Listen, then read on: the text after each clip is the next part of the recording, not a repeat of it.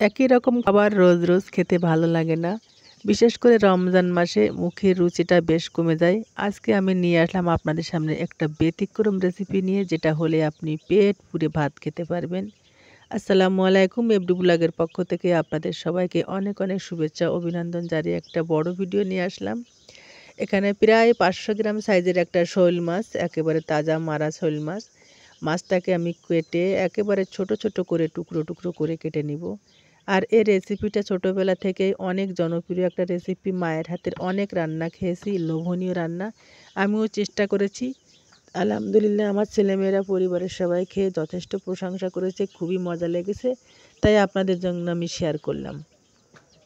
প্রথমে মাছটা ছোট ছোট করে কেটে নেব, একেবারে যত ছোট করে পারা যায় সেভাবে মাছটা কেটে নেব। নিয়ে প্রায় 500 গ্রাম সাইজের মাছটা কেটে আর মাথার যে কাঁটাটা চারাটা ওটাকে আমি বাদ দিয়ে দিয়েছি, কেননা ওটা রান্না করার পরে সমস্ত তরকারির ভিতরে কাঁটা ছড়িয়ে যায়, সেই জন্য ওটাকে বাদ দিয়েছি।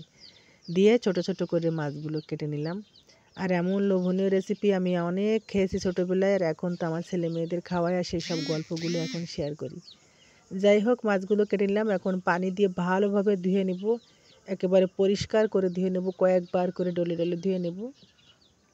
ধুয়ে নেওয়ার পর এখন আমি চুলাতে প্যান দিব।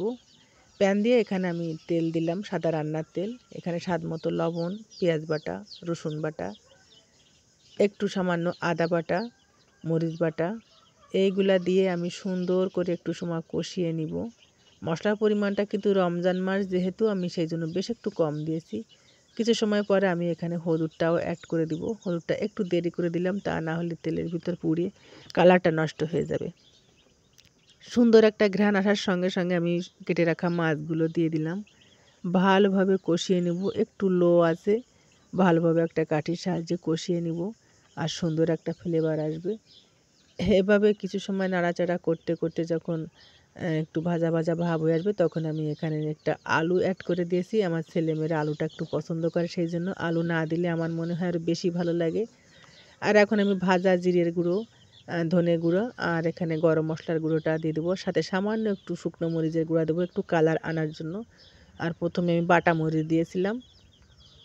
এভাবে আরও কিছু সময় ভালোভাবে কষিয়ে নিব। কষিয়ে নেওয়া হয়ে গেলে আমি এখানে অ্যাড করব একেবারে গাছের শুকনো নারকেলের দুধ। নারকেলের দুধ দিয়ে শোল মাছটা বিরিয়ানি করার মজাটা একেবারে আলাদা। আপনারা যেটা দিয়েই করেন না কেন, আমার মনে হয় নারকেলের দুধ দিয়ে শোল মাছ বিরিয়ানিটা বেশি মজা লাগে। আমরা এভাবে বাইন মাছও বিরিয়ানি করে খাই, টাকি মাছও বিরিয়ানি করে খাই, খুবই মজা লাগে। দুধ দেওয়ার পরে আমি কিছু সময় ঢেকে রাখবো যেন আলুটা সেদ্ধ হয়ে যায়, সেই পর্যন্ত আমি অপেক্ষা করব। আর বেশ একটু ঝোল ঝোল লাগছে, ওটা নামানোর পরে আস্তে আস্তে শুকিয়ে একেবারে কমে যাবে, তেলটাও ফুটে আসবে।